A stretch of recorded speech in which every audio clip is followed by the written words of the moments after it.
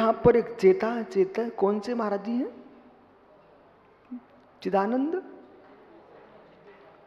चिन्मय सागरी, तन्मय सागरी। मैंने क्या देखा, मैं एक दिन वहां से निकल रहा था, महाराज जी अकेले थे, माइक रखा हुआ था, वो पाठ कर रहे थे, चारों ओर आवाज जा रही थी। तो कुछ लोग बोले कैसे महाराज जी हैं, कोई है तो नहीं, क्यों लगाएं? हमने, तुम गलत सोच रहे हो, वो बहुत अच्छा कर रहे हैं। कम से कम उनका स्वयं का उपयोग लगा हुआ है, सबसे बड़ी बात है। जब लोग रात्रि के, दिन के 1 बजे, रात्रि के 1 बजे, रात्रि के 12 बजे, कहीं कभी भी चिल्लाते, वहां पर कौन होता है? पर पूरी सिटी में आवाज जाती है कि लोग समझ जाते कोई संप्रदाय की आवाज चल रही है। यदि वो महाराज जी बैठ करके सहस्त्र नाम का पाठ पढ़ रहे हैं, जहां तक माइक की आवाज आ रही है, कम से कम तो ये तो मालूम है कि जिनालय में मंत्र पाठ चल रहा है।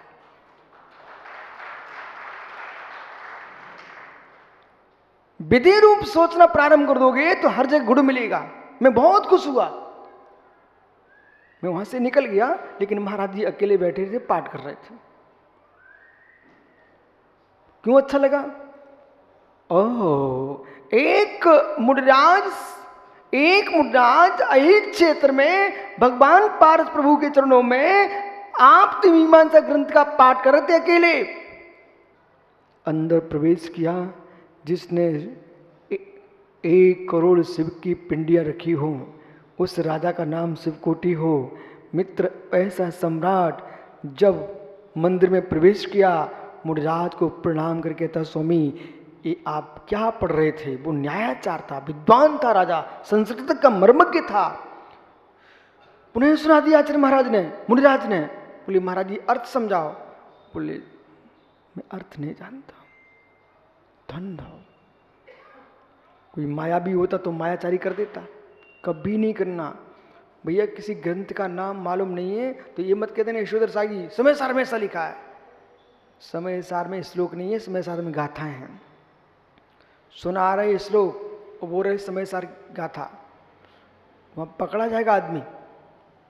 तो वहां इतना बोल दो भाई आगम में लिखा है, अथवा ये भी ध्यान रखना कि आगम का है, कोई नीति का ग्रंथ श्लोक तो नहीं है कहीं का, पंचतंत्र का, और तुम कह रहे आगम में लिखा है। स्कूल में पंचतंत्र पढ़ के आए थे, यहां मंच में बोल रहे थे आगम में लिखा है, नहीं बोलना। फिर आप ऐसा बोलना, ऐसा कहा है, काम चलेगा। लेकिन आगम शब्द बोलने के पहले तुम्हें सोचना पड़ेगा कि आगम में लिखा नहीं लिखा। हर बात आगम कह के पकड़े जाएंगे। मुनिराज कितनी लघु, उन्होंने ये कहा, हे राजन हमको अर्थ नहीं आता। राजा और प्रभावित हुआ, धन्नो ये श्रमणों के लिए इतनी लघु, इतनी ऋजु परिणामी, मार्दव धर्म से युक्त, जिन्होंने राजा को देखकर अहंकार नहीं किया, बोल दिया मेरे से नहीं आता। स्वामी तो क्या आप पुनः सुना सकते हो? हाँ अवश्य। प्रथम श्लोक से लेकर के अंतिम श्लोक तक आज मुनिराज ने शिवकोटि महाराज को सुना दिया। जैसे सुना,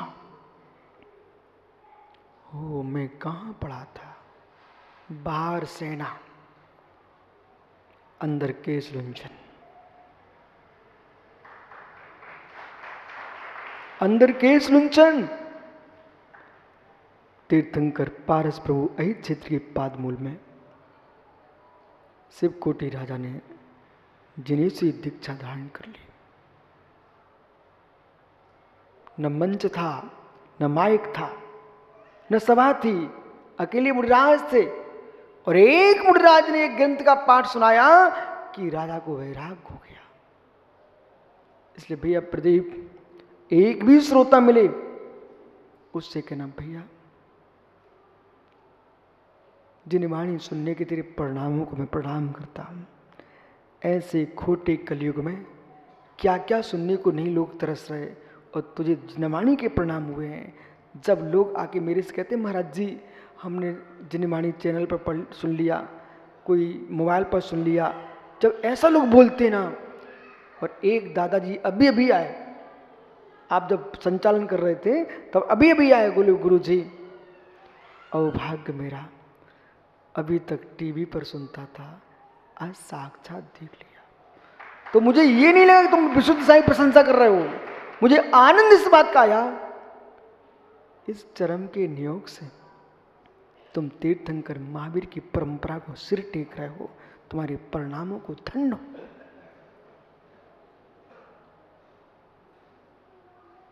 भैया एक व्यक्ति यदि ज्ञानचंद जी पाटनी कहते हैं, बोले महाराज जी हमको प्रदीप भैया को बुलाना विधान के लिए, तो खुश मत होना, खुश इसलिए होना कि कम से कम मैं इस योग्य तो हुआ कि लोगों ने मेरे नियोग से सिद्धों की वंदना आराधना के परिणाम किए। यदि ये तुम्हारा सम्मान करें, आप आंख बंद कर लेना, पूर्व पर्याय में जो परिणाम किए थे विशुद्ध, उन परिणामों को पूरा सम्मान सौंप देना। जब मैं आहार को जाता हूं प्रदीप, एक तो शर्म मुझे बहुत लगती है, सो मैं सिर नीचे कर लेता हूं, कब तक खाता रहूंगा और श्रावकों के द्वारे कब तक जाता रहूंगा। पर जब पूजा करते हैं तो मेरी आंख बंद इसलिए हो जाती है, हे जिनेश्वर, ये पूजा इस चरम की नहीं है, रत्नात्रय धर्म की है। जैसे ये मेरे सामने अर्घ दे रहे हैं, मेरी श्रद्धा रत्नात्रय धर्म पर ऐसी अकाट रहे जिससे मुझे निर्वाण श्री की प्राप्ति हो। माताओं, ऐसे ऐसे करके पूजा करके मत जाना, अच्छे से बोल के जाना। अहो भावलिंगी मुडराज, वो दुर्ग की है ना सजनबाई अम्मा, उसकी पूजा सुनना। दुर्ग की एक अम्मा है सजनबाई, ओह श्वेतांबर परंपरा में जन्म लेने के बाद भी दिगंबर परंपरा का कैसे पालन कर रही है। उनके लिए श्वेतांबर साधु साध्वी ने समझाया, वो बुलाया, वो कहती मैं नहीं आता हूं मिथ्यात के पास, मैं दिगंबर हूं। जब पूजा करने जाओ और साक्षात पूजा चल रही हो, तो इतनी तरीके से करना, अहो भावलिंगी मुडराज अत्र अत्र तिष्ठो तिष्ठो, माना कि मुडराज के परिणाम कहीं जा भी नहीं होंगे तो एक क्षण को भाव बनेंगे, सामने वाला मुझे अर्घ नहीं दे रहा है, भावलिंगी को दे रहा है, अपने भाव सुधारिए। संभव सागर कैसे नमस्ते करते विश्व सागर जी, संभव सागर आचार्य महाराज है ना, उनके पास कोई भी मुनि राजा है वे तुरंत नमस्कार करते, बोले कैसे, सही भावलिंगी मुनियों को नमस्कार हो। हे मित्र, पर बिना द्रवलिंग के शैलेश भैया भावलिंग के दर्शन ब्रह्मांड में होते ही नहीं। जब भी भावलिंग के दर्शन होंगे तो क्या दिखेगा आपको राजू, द्रवलिंग ही दिखेगा। जब तक द्रव भेष नहीं होगा तो भाव बनाओगे किसमें। सुंदर गुजिया बनाना चाहते हो तो सांचा तो चाहिए, सांची बात है। सांचे की गुजिया बिना सांचे की कैसे बनेगी। ऐसे भाव लिंग का सांचा कोई है, उसका नाम द्रवलिंग सांचा है। पर कैसे प्रवेश करेंगे। विप्रण सागी भैया मेरे, कोई आपसे ईर्ष्या करे तो कह देना उससे, मित्र क्यों तू बंद करना चाह रहा है, मत कर बंद, मैं तो मृत्यु को लेके ही आया हूं।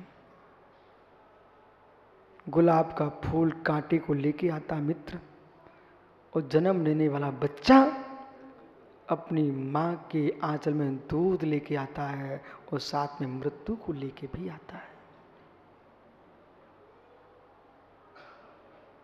जैसे आप लोग बच्चे की कुंडली बनवाते ना, मेरी बात मानोगे क्या? नहीं मान पाओगे, लेकिन मैं कहता हूँ बहुत अच्छा हो। वो जोशी को पता रहता है, उसे ये बोल देना कि भाई ये जीवन में क्या क्या करेगा, ये तो तुमने दिखा दिया, इसमें इसकी मृत्यु कब हुई ये और दिखा दो। आपको बुरा लग रहा है लेकिन आप मेरी बात समझो।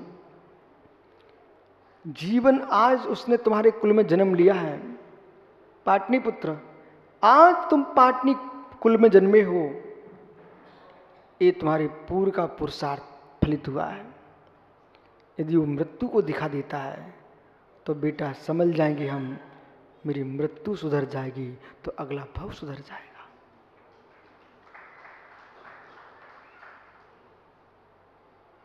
भले आपको ये अच्छा नहीं लग रहा, शब्द अच्छा नहीं है, ये मंगल में अमंगल है, लेकिन जिन शासन तो ये कहता है ये तो जन्म मंगल है, ये तो दुनिया कहना जानती है, पर मृत्यु समाधि मरण मंगलमय हो, ये जिन शासन बात कहता है। इसलिए जब भी कुंडली बनवाने जाओ ना, धीरे से कहते भाई इसमें पूरी लिखो, और पूरी लिखना नहीं जानते हो तो पंडित जी आप अधूरे हो। हर व्यक्ति की कुंडली में वैसे अनुमान आप लगा लिया करो, उसमें लिखा है कि 2023 तक तुम्हारा एक काम चलेगा, उसके बाद उसने कुछ लिखा ही नहीं है। अब समझ लो क्या है। सुब्रत, हमने तो एक कुंडली देखी, उसमें उसने ऐसा लिख दिया 24, 25, 26, 27, 28, 30, 35, 40। अब 2040 तक उसमें लिखा है, उसके यहाँ कुछ लिखा ही नहीं है। बस आप समझ जाओ क्या है। लिख तो दिया उसने संकेत में कि 2040 तक ऐसे ग्रह नक्षत्र आएंगे, ये दशा आएगी। अब ये दशा आएगी, इसके बाद कौन सी दशा आएगी? फिर दशा मृत्यु की होगी। अब समझ जाइए आप। बैठो बेटा, चिंता मत करना, नहीं तो तेरे पिता कुछ सोचे, पर कह देना अब जो है सो है। गाता तो आनंद दे रही है, जन्मम मरणम समम। अहो मित्र, जन्म मणि के सहित है। सौरभ, वो तो अनंग सागर चतुर निकले, चतुर। 2 पुत्र दे दिए, एक को मुनि बना दिया, एक को घर दे दिया, और धीरे से सोच रहे हो कौन वहां मरता खटिया पे, ये तो मरेंगे, हम संन्यास ग्रहण करेंगे। ऐसे आप सोच लेना, इसके ऊपर कुछ नहीं सोचना। इतनी सोच लेना, जो दशा मेरे भाई की पिता की हुई है वो मेरी हो, कि संसार का सुख भोगने के उपरांत भी समय जो बचे, भले मित्र ऐसा कर लेना, गैया की रोटी नहीं बचा पाए, कम से कम स्वान की रोटी बचा लेना। नहीं समझ में आया?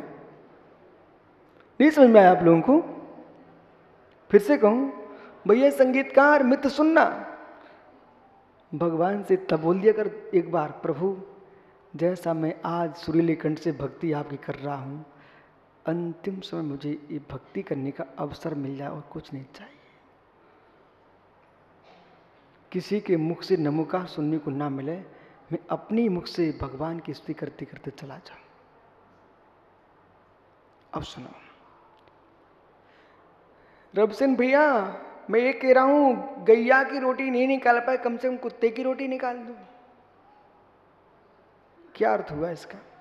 आत्मन अरविंद भाई पंडित हो, खड़े हो जाओ। इस पहली का अर्थ कीजिए आप, समय हो गया बहुत। गैया की रोटी नहीं निकाल पाए, कम से कम कुत्ते की रोटी निकाल दो।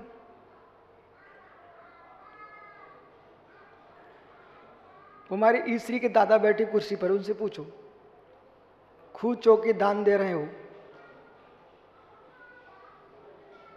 अरे वो घड़ी कान खुजा रहे हैं, अब ऐसे हाथ कर लिया, समझ गए कौन है? वो हाथ जोड़ लिए, इन्हीं से पूछो। गैया की रोटी नहीं निकाल पाए, मुमुक्षु पाणे हैदराबाद, गैया की रोटी नहीं निकाल पाए तो कुत्ते की रोटी निकाल लो। इसका अर्थ क्या हुआ? नहीं तो फिर पूछना पड़ेगा भाई, विपन्न सागर से पूछो, सुब्रत साहब पूछो, विष्णु साहब पूछो, इन महात्माओं से पूछो भाई। गैया की रोटी नहीं निकाल पाए तो कम से कम कुत्ते की रोटी निकाल लो। इतना समय क्यों लगा रहे, जल्दी बोलो ना। गैया की रोटी नहीं निकाल पाए, प्रदीप भैया पुरानी बातें याद करो। जमाना था कि माँ सबसे पहले रोटी बनाती तो गैया की निकालती थी, पहली रोटी, वो अंतिम रोटी। अब बताओ कहाँ मिलेगी? घर घर में तो फ्रिज रखे हैं, कुत्ते की रोटी बची कहाँ है? बे घर में ही व्यवस्था हो चुकी है अब तो। मैं आपसे नहीं कह रहा हूं, आप ताली बजे में आप देख लो भैया कमल। गैया की रोटी, अरे मित्र पहली रोटी, और पहली रोटी का मतलब मेरा पहली अवस्था, जब तुम किशोर थे, युवा बने थे, उसमें तुम मुनिराज बन जाते, तो गैया की रोटी निकल गई।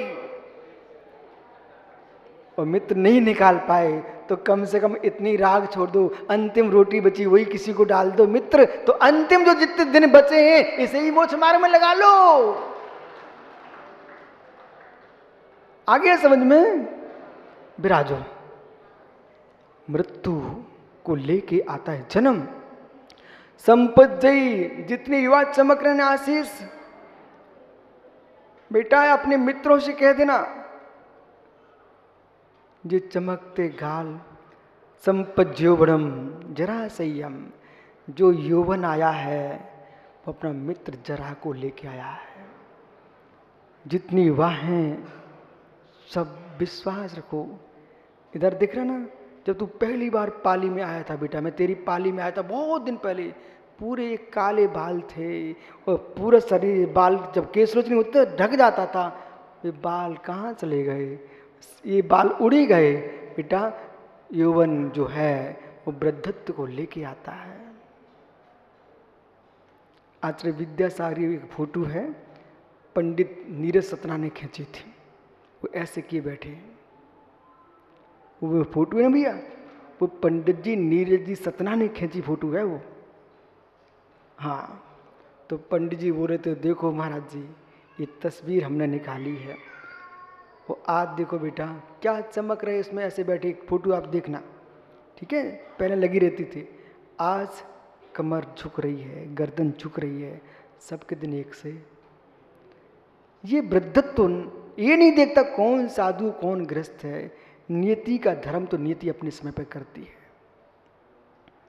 इसलिए यौवन जरा सहित है और लक्ष्य, बस अंतिम शब्द सुन के जाओ, लक्ष्य बोला, लक्ष्य बिना संयम। जितने लक्ष्मीपति थे, लखपति करोड़पति थे, जिनके घर के सामने हाथी झूमते थे, उनके द्वार पर श्वान भी नहीं बैठते, सबके दिन एक से नहीं होते। लक्ष्मी बिना सहित आती है।